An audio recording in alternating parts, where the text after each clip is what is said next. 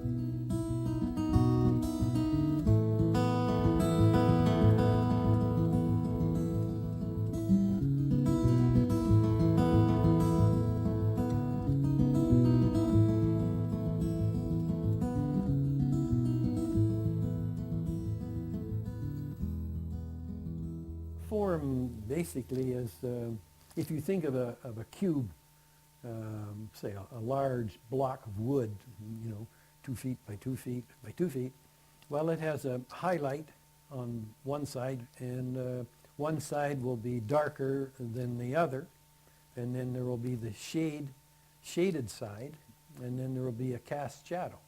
So when you have all those three things together, it's this X, Y, and Z or Z axis that you deal with, and that gives you the three-dimensional quality of an object. You can see all the form in these drawings.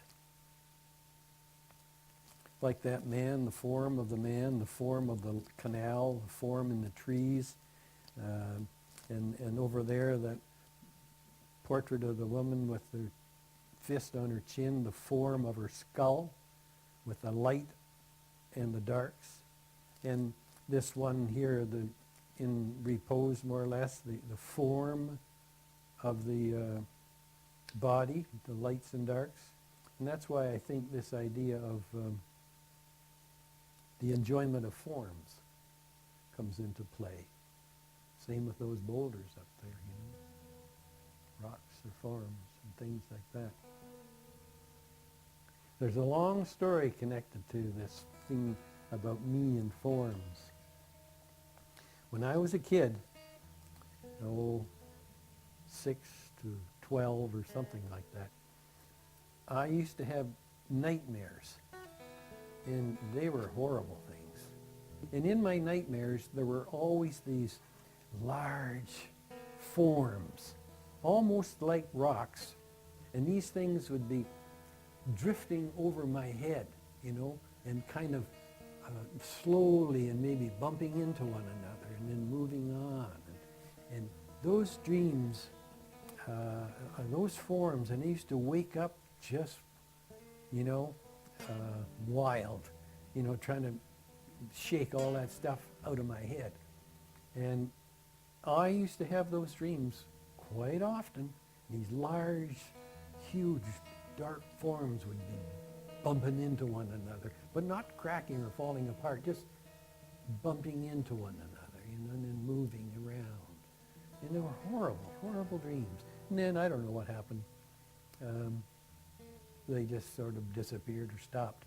But I often wonder, people say to me, well, why do you paint? And for years and years and years, I used to always say, well, it's like the water running down a mountain. It always takes the easiest path. And I think for the most part, in people's lives, they will study, they will whatever, and they will take a course that more or less is easy for them. Even though they work hard at it, it is still a love and it comes easy for them. So I used to say that all the time because it's the easiest thing I know how to do, you know. At one point in time, I was seriously thinking of studying geology because I worked for Algamore Properties for, about 8 years, 8.5 years. All my summers in high school and all my years at Ontario College of Art. I'd work in the bush with the geologists, and it required me also to study and learn a lot about geology, a certain amount, so I would be helpful on this kind of job, you know. I used to like doing all the mapping and stuff because I could always make it nice and neat. But after years of that, I thought, no, I don't want to spend my life doing geology. When I saw how geologists live, I said, art is for me. And I guess I do it because it's not only fun, but I find that, I don't like to say easy, but there's this joy in it that is more comforting than anything else that I might want to try, sort of thing.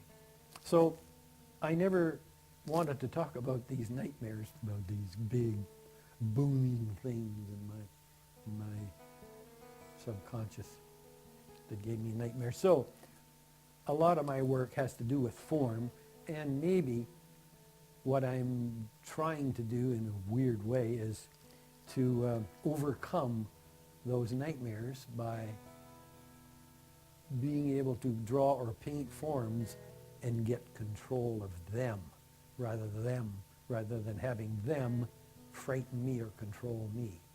So when I paint a rock or a whatever, I can say, ha ha, more or less. So there might be something to it, I really don't know. I think there is. I was saying earlier about, you know, it was 3 years ago when Michael finally cornered me to do this. So I'm glad it was 3 years ago because it certainly is enough time, you know, for me to get off my butt and do something, you know, and put things together and start to figure it out, you know, what work will I show, and I'm certainly not rushing anything to get a whole lot of paintings done or anything like that. No, I just don't do that. I just, whatever I do, I do. But the main thing is try to coordinate all the work that I can remember and then try to get those pieces together. And putting these drawings together is a big part of it for sure. Because there'll be something, I think something in the neighborhood of 45 or 50 drawings in there, so that's quite a gain. So the energy is not to produce work, it's to get it all together. These are kind of interesting here because I like drawing in a restaurant, especially Mary's Lunch down there. I have several sketchbooks filled with these people eating and Mary's Lunch. And I'm going to put them.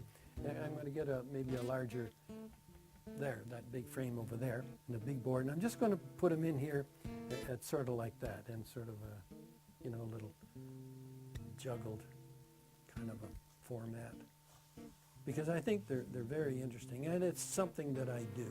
You know, I like drawing in there, and I kind of just scribble away and draw, and people don't really know I'm even doing it. But nobody ever come along and said, "Hey, what are you doing?" You know, drawing me there, well, better stop or something, you know. I never had that problem. But I think it'd be a nice collection of things. It's drawing on the spot, these people. Just sit there, scribble away, and if they happen to look over at me, I sort of look somewhere else for a second or two. See, all these things are things that I like to draw. See, I'm not one of these painters that paints nothing but old houses in back alleys, front porches with people sitting on it. Time and time and time and time and time and time and time again, you know, different angles, or just portraits, just heads, you know, just from here up and so on, which is great.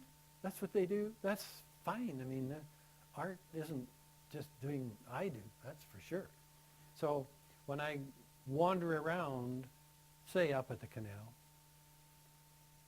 where there's such a variety of these structures,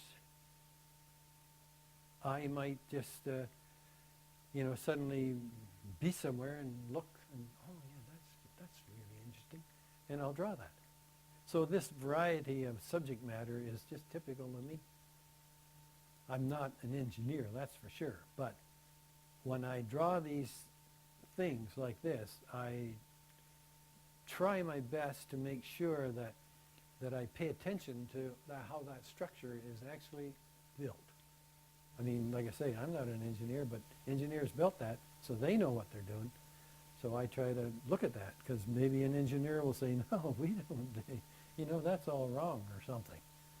I used to do a lot of things called ground level paintings, and they were just ground level things, like maybe rocks, boulders, and some plants, some specific plants. It might have been ground dogwood or something like that.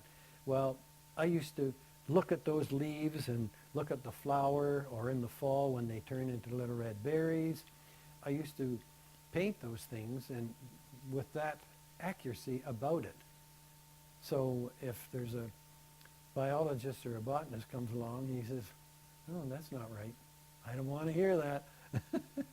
So it's in respect to that science. I guess maybe in my brain, I do think of science a lot when it comes to stuff. Especially when I think about rocks, for sure. You know, I see rocks, and I know the difference between volcanic rocks and sedimentary rocks and different things like that. So when I'm drawing them, I think about, oh yeah, that's a sedimentary rock, but the other one isn't. You know, so I think about the grain of it and all that. But I think about that when I'm drawing those things. I think too much. Maybe. Draw more and don't think.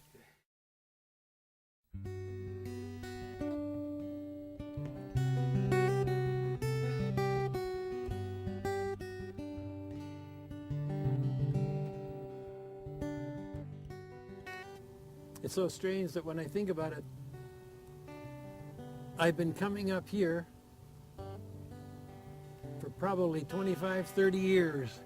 But today, I'm here, and that 25, 30 years or whatever, it just seems to have gone by so fast. And the only way I can slow it down is look at all the drawings and the paintings that I've done up here. At least they talk about paintings and drawings taking time and making it stand still for a little bit. And I suppose that's one way that I can slow it down a little bit. But it's been a long time coming here